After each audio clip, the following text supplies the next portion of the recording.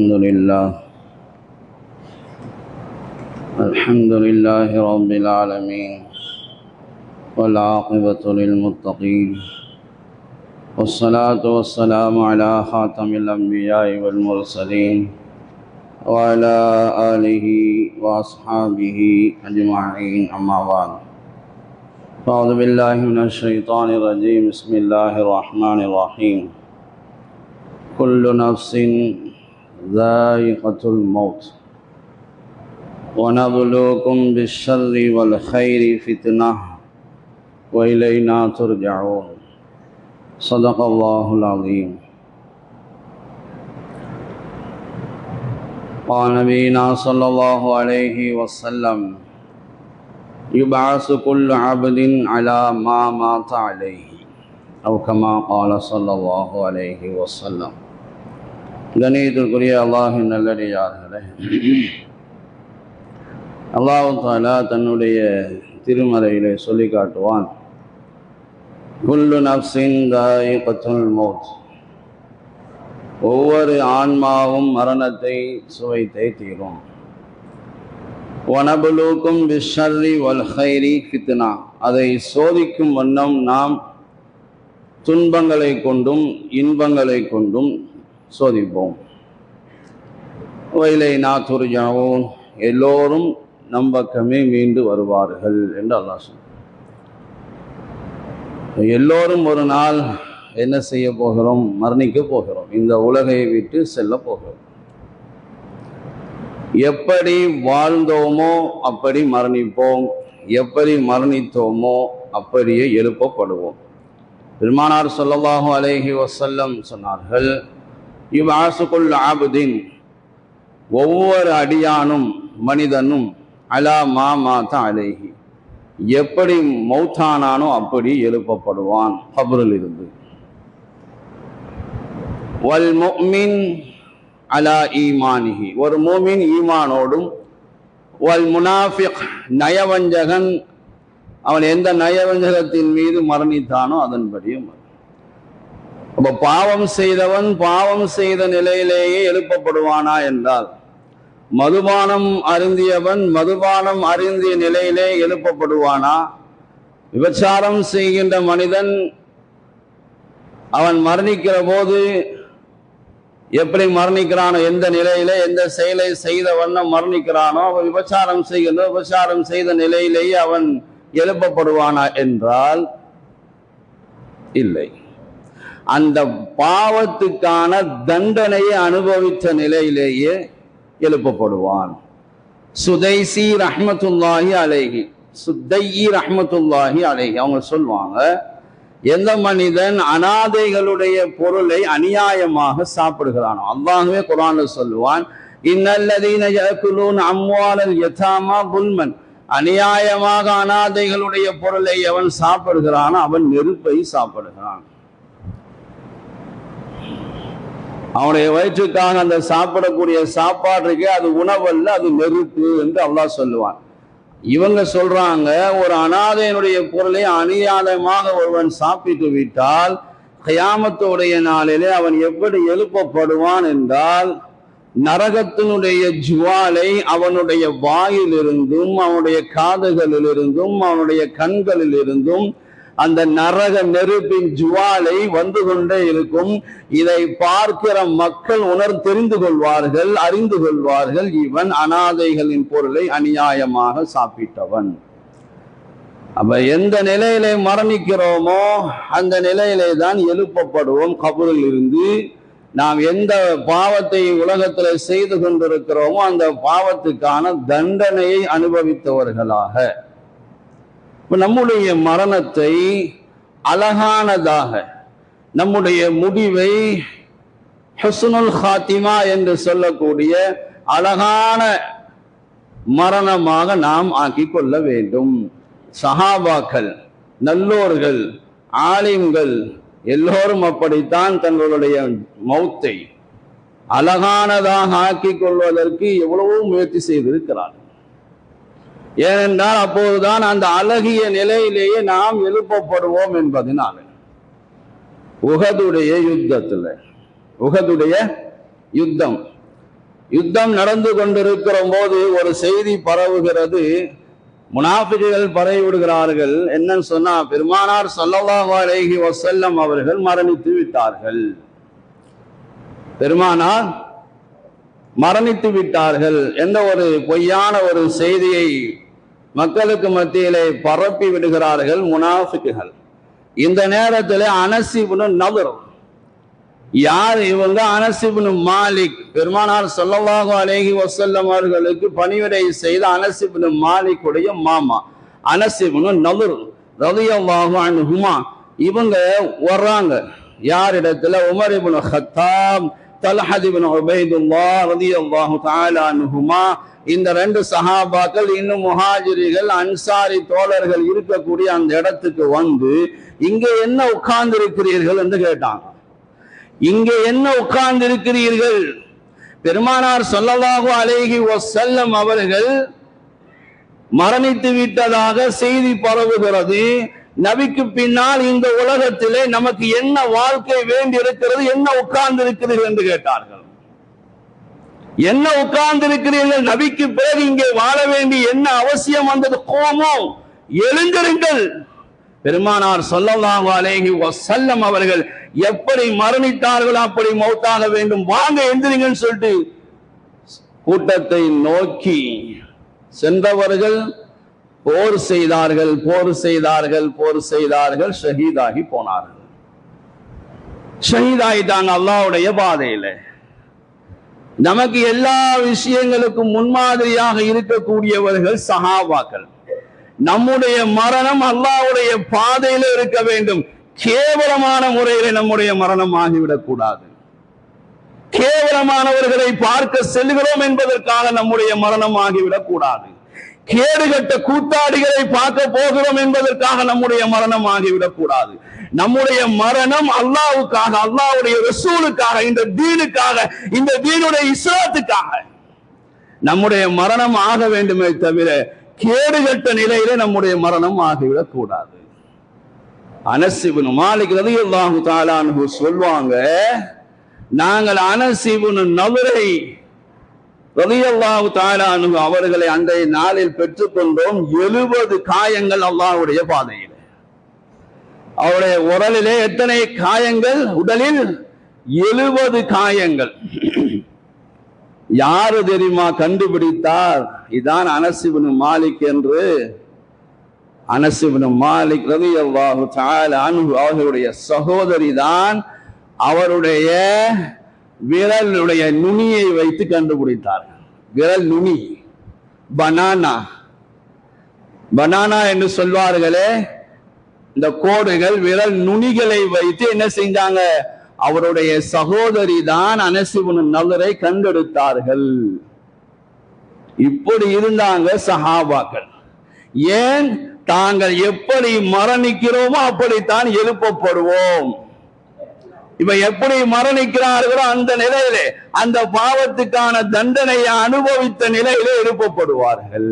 சஹாபாக்கள் தங்களுடைய மரணத்தை அல்லாஹ்வுடைய பாதையில் தான் மௌத்தாக வேண்டும் என்று ஆசைப்பட்டார். இக்ரிமா இப்னு அபி ஜஹல் ஆரம்பத்திலே ஃபத்ஹே மக்காவுக்கு முன்னால் நடந்த எல்லா யுத்தங்களிலும் நபிகளாரை, சஹாபாக்களை, இஸ்லாத்துக்கு எதிராக போரிட்டவர் இக்ரிமா இப்னு அபி ஜஹல்.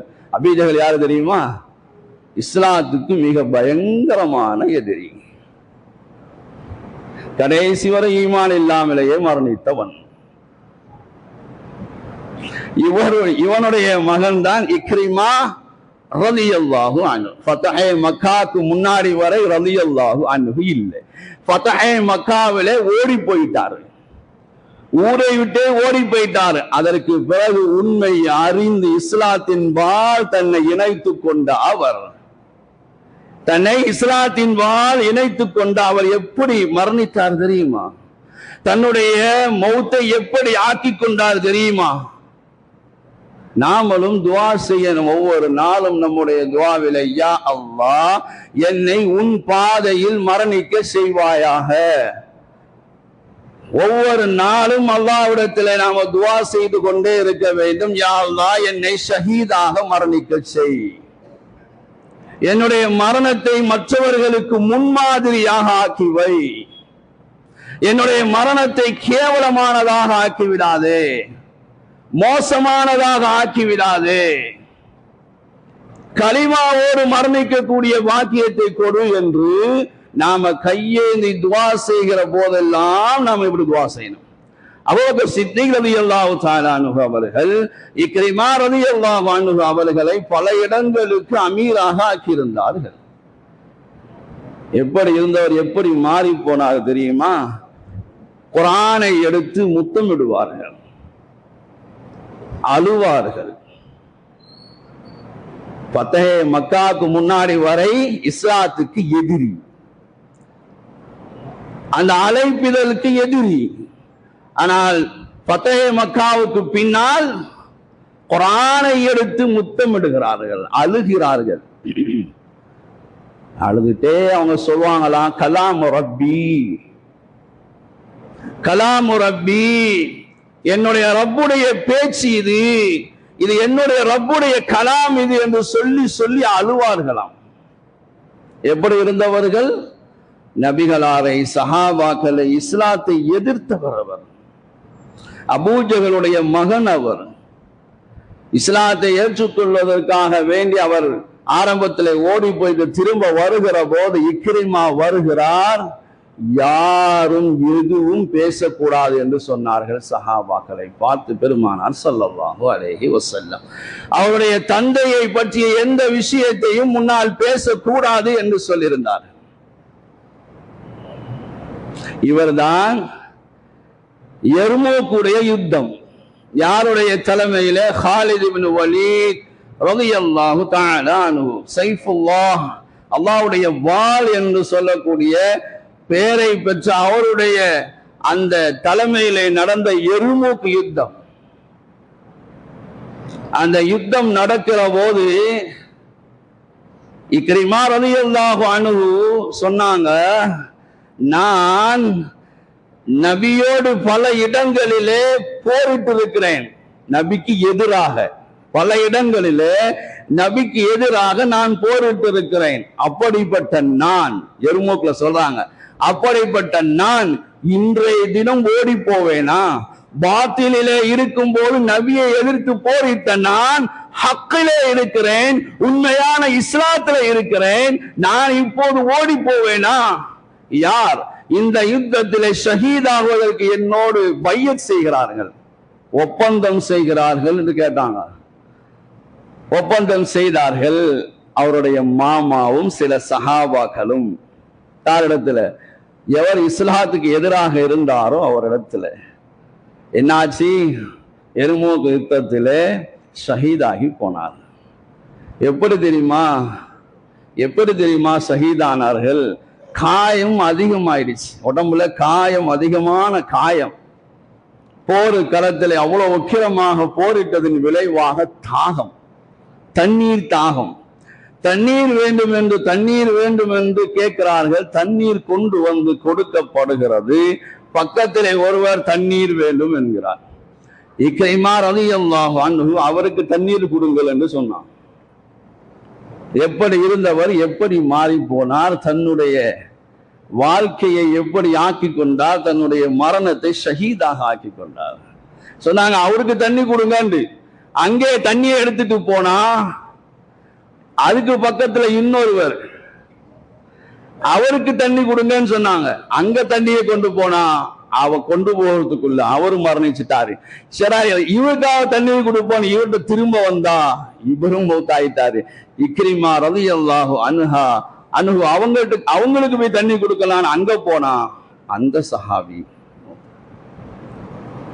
சஹாபாக்கள் தங்களுடைய மரணத்தை, ஏனென்றால் நாம் எப்படி மரணிக்கிறோமோ அப்படித்தான் எழுப்பப்படுவோம், மாற்றமாகவெல்லாம் நாம் எழுப்பப்பட மாட்டோம். சஹாபாக்கள் தங்களுடைய மரணத்தை அல்லாஹ்வுடைய பாதையிலே அமைத்துக் கொண்டார்கள். அல்லாஹ்வுடைய பாதையிலே போய் ஷஹீதாக வேண்டும், நாங்கள் அல்லாஹ்வுடைய பாதையிலே ஷஹீதாக வேண்டும், அந்த ஷஹீதான நிலையிலேயே நான் அல்லாஹ்விடத்திலே வர வேண்டும் 2 சஹாபாக்களை பற்றி நாம கேள்விப்பட்டிருப்போம், அடிக்கடி தாலீம் கிதாப்ல படிச்சிருப்பாங்க. நாம 2 பேரும் துவா செய்வோம், உங்களுக்கானதை நீங்கள் கேட்டுக்கொள்ளுங்கள், எனக்கானதை நான் கேட்டுக்கொள்ளுவேன். ஒருவர் இப்படி துவா செய்கிறார், யா அல்லாஹ், நாளைய தினம் போர்க்களத்திலே ஒருவரை நான் சந்திக்க வேண்டும், அவரோடு நான் போராட வேண்டும், அவர் என்னோடு போராட வேண்டும், கடைசியிலே நான் அவரை வீழ்த்தி அவருடைய கனிமத் பொருளை எல்லாம் நான் எடுத்துக்கொள்ள வேண்டும். சஹாபாக்கள். இன்னொருவர் துவா செய்கிறார், யா அல்லாஹ், நானும் ஒருவரை எதிர்த்து போரிட வேண்டும், அவரும் என்னை எதிர்த்து போரிட வேண்டும், என்னுடைய உறுப்புகள் எல்லாம் தனித்தனியாக ஆக்கப்பட வேண்டும், நாளை மறுமையிலே நான் உன்னை சந்திக்க வருகின்ற போது நீ கேட்க வேண்டிய இந்த காதை எங்கே என்று, அது உன்னுடைய பாதையிலே ஷஹீதாக்கப்பட்டது என்று நான் சொல்ல வேண்டும் என்று அந்த சஹாபி துவா செய்கிறார். 2 பேருடைய துவாவுக்கும் இவருக்கு அவருக்கு இவரும் ஆமீன் சொல்கிறார்கள். மறுநாள் யுத்தம் நடக்கிறது. எப்படி துவா செய்தார்களோ அப்படியே ஷஹீதாக்கப்பட்டார்கள். இதுவல்லவா வாழ்க்கை? இப்படி அல்லவா மரணம் இருக்க வேண்டும், மௌத்து இருக்க வேண்டும்? நம்முடைய மரணம் எல்லாம் இப்படி அல்லவா அல்லாஹ்வுடைய பாதையில இருக்க வேண்டும், ஷஹீதாக்கப்பட்டிருக்க வேண்டும். கேவலம். இதுல இஸ்லாமியர்களும் இருப்பதுதான் கேவலம். அந்த கேவலமான மரணத்திலே இஸ்லாமியர்களும் இருப்பதுதான் கேவலம்.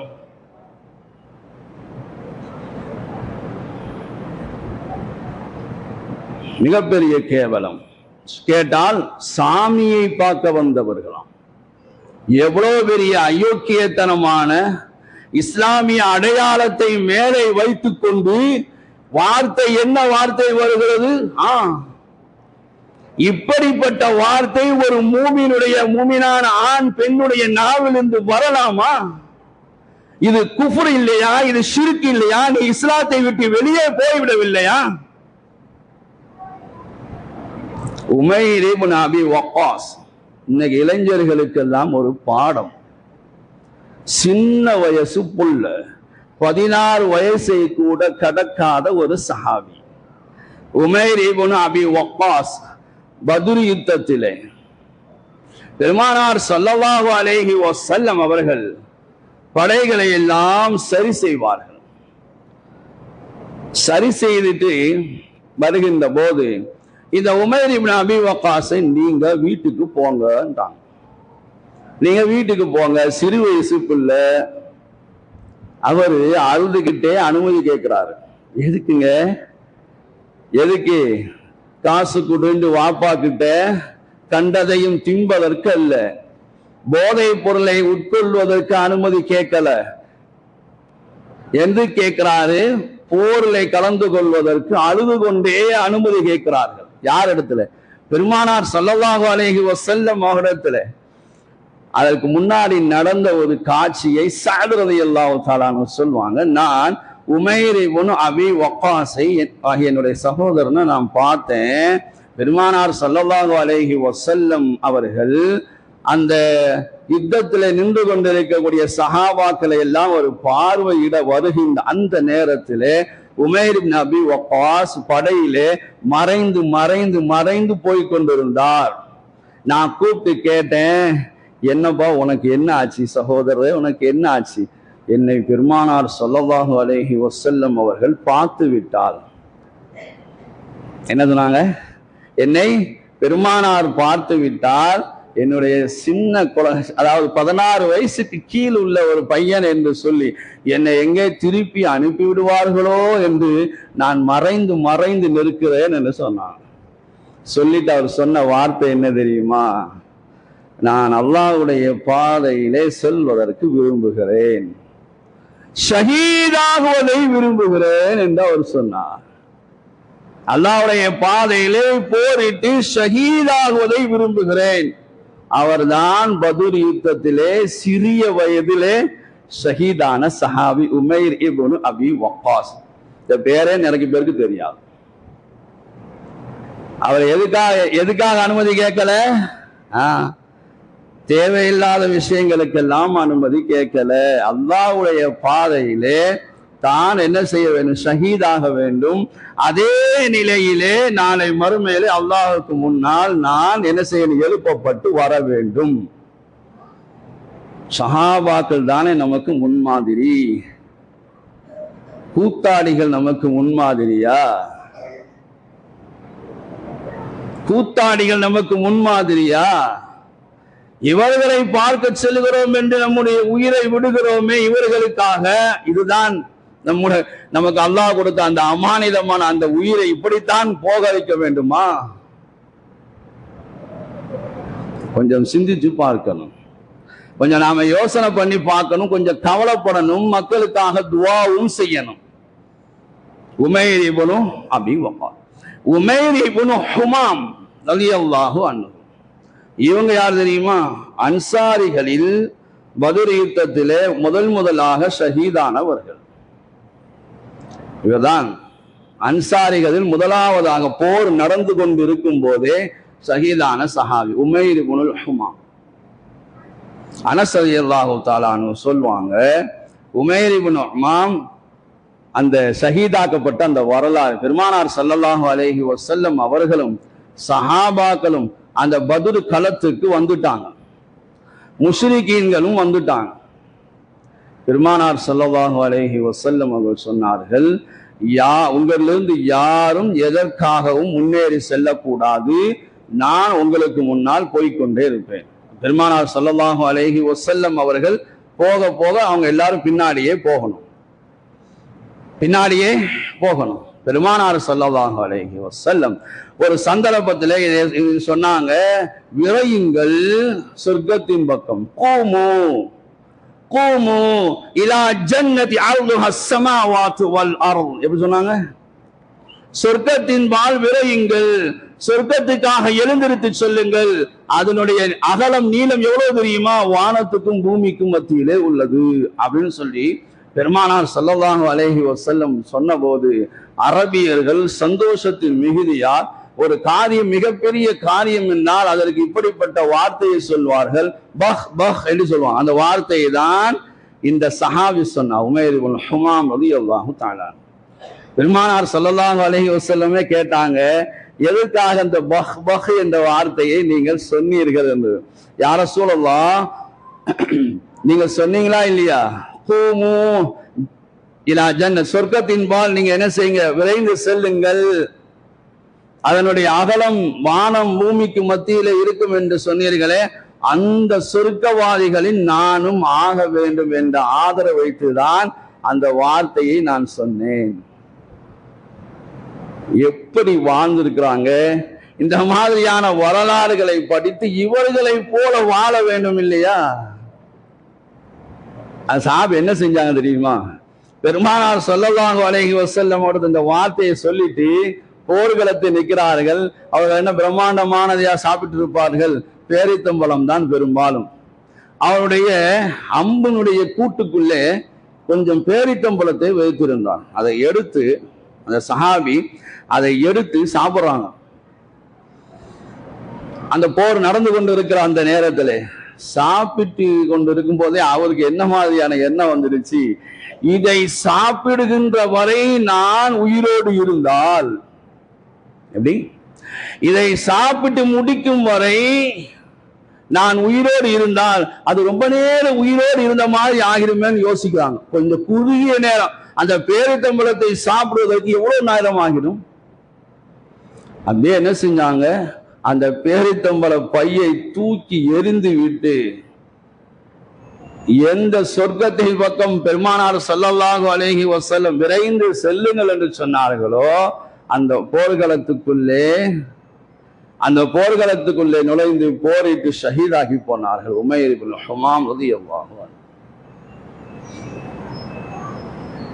இப்படி அல்லவா நம்முடைய மரணம் அல்லாஹ்வுடைய பாதையிலே அமைய வேண்டும். இன்னொரு சஹாபி, வாப்பாவுக்கும் மகனுக்கும் ஒரு போட்டி. எப்படி பாருங்க, நமக்கு நம்ம பிள்ளைக்கும் மத்தியில யாரு? ஸஅத் இப்னு ஹைஸமா. வீட்டில இருந்து யாராவது ஒருவர் போருக்கு செல்லணும். யார் போறது? வாப்பா போறதா மகன் போறதா? ஸஅத் இப்னு ஹைஸமா அவரும் அவருடைய தந்தையும் இருக்கிறாங்க. என்ன செய்ய, யாரு போறது? சரி, சீட்டு போட்டு பார்க்கலாம். சீட்டு போட்டு யாருடைய பேர் வருகிறதோ அவர் என்ன செய்யலாம், அல்லாஹ்வுடைய பாதையில செல்லலாம். வாப்பாவும் மகனும் சீட்டு போடுறாங்க. மகனுடைய பேர் வருது, சாத் ரலியல்லாஹு தஆலா. அவங்களுடைய பேர் சாத் இப்னு ஹைஸம், அவருடைய பேர் தான் வருது. வாப்பா கேரு, யா புனை, நான் பெத்த பிள்ளைய எனக்கு ஒரு வாய்ப்பு கொடுங்களேன். மகன் பேரு சீட்ல வந்துருச்சு, மகன் தான் இப்ப போறதுக்கு போகணும். வாப்பாக்காரு பையன்கிட்ட கேட்கிறாரு, இன்று எனக்கு இந்த வாய்ப்பை கொடுத்தால் என்ன? பாப்பா எப்படி கேட்கிறாரு பாருங்க. பாப்பா செத்து போயிட்டாரு, மகன் செத்து போயிட்டான், 3ஆம் வகுப்பு படிக்கிற பிள்ளை செத்து போச்சு, 8ஆம் வகுப்பு படிக்கிற பிள்ளை செத்து போச்சு, அக்கா செத்து போச்சுன்னு ஒருத்தாள் வரான், அம்மா செத்து போச்சுன்னு ஒருத்தாள் வரான், பொண்டாட்டி செத்து, சாவட்டுமே, செத்து போட்டோம். நீ எப்படி வாழ்ந்தாயோ அப்படித்தான் சாவாய். உனக்காக நான் உயிரே கொடுப்பேன் என்றால் டயர்ல விழுந்தான் சாவணும். அவன் வந்த காருடைய டயர்ல விழுந்தா நீ சாவணும். உன் சாவுக்காக ஃபமா பகத் அலைஹிமுஸ் ஸமாஉ வல் அர்து வமா கானு முன்தரீன். அல்லாஹ் சொல்றானா இல்லையா? வானமோ பூமியோ இவர்களுடைய சாவுக்காக அளவே இல்லை. குர்ஆன்ல அல்லாஹ் பதிவு செய்றான். ஃபிரௌனுடைய சமுதாயத்தை பற்றி சொல்லுகிற போது இவருடைய சாவுக்காக வானமோ பூமியோ எதுவும் அழாது. அப்படிப்பட்ட சாவு இது. இங்க பாருங்க, பாப்பாக்கும் மகனுக்கும் அல்லாஹ்வுடைய பாதையிலே போகணும், அங்கே ஷஹீதாகணும், அந்த நிலையிலே நான் திரும்ப எழுப்பப்படணும். சீட்டு போட்டு வாங்குறான். மகனுடைய பேர் வருது, வாப்பா கேட்கிறாரு எனக்கு அனுமதி கூட. பையன் என்ன பதில் சொன்னார் தெரியுமா? பையன் என்ன பதில் சொன்னார் தெரியுமா? சொர்க்கம் அல்லாதது இதற்கு கூலியாக இருந்தால். ஷஹீதான நேரா சொர்க்கம். அவருடைய ரத்தம் பூமியிலே படுவதற்கு முன்னால் அவருடைய பாதம் சொர்க்கத்தில் இருக்கும். இதுதான் ஷஹீதுடைய அந்தஸ்து. இந்த ஷஹீத் என்ற இந்த அந்தஸ்துக்கு சொர்க்கம் மட்டும், சொர்க்கம் அல்லாத வேற ஏதாவது ஒன்றை கூலியாக அல்லாஹ் தருவான் என்று இருந்தால், தந்தையை நான் உங்களுக்கு விட்டு கொடுத்திருப்பேன். மகனுடைய பதில். மகன் பத்ர் யுத்தத்திலே கலந்து ஷஹீதாகிறார். வாப்பா அடுத்து நடந்த உஹது யுத்தத்திலே கலந்து கொண்டு ஷஹீதாக்கப்பட்டார். அல்லாஹ்விடத்திலே நாம துஆ செய்ய வேண்டும். இந்த மாதிரியான கேவலமான மரணங்களை விட்டு அல்லாஹ் நம்மை பாதுகாக்க வேண்டும் என்று ஒவ்வொரு நாளும் நம்ம துஆ செய்யணும். யா அல்லாஹ் எனக்கு ஷஹீதுடைய மரணத்தை கொடுப்பாயாக அப்படின்னு நாம துஆ செய்யணும். அல்லாஹ்விடத்துல என்ன செய்யணும்?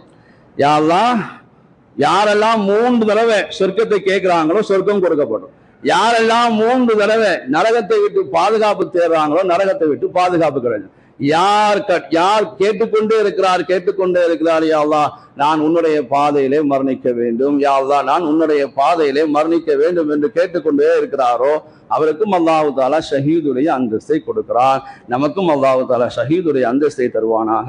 இது மாதிரியான கேவலமான மரணங்களிலிருந்து அல்லாஹ் நம்மை பாதுகாப்பானாக. வாஹிரு தாவானா அல்ஹம்துலில்லாஹி ரப்பில் ஆலமீன். அஸ்ஸலாமு அலைக்கும் வரஹ்மத்துல்லாஹி.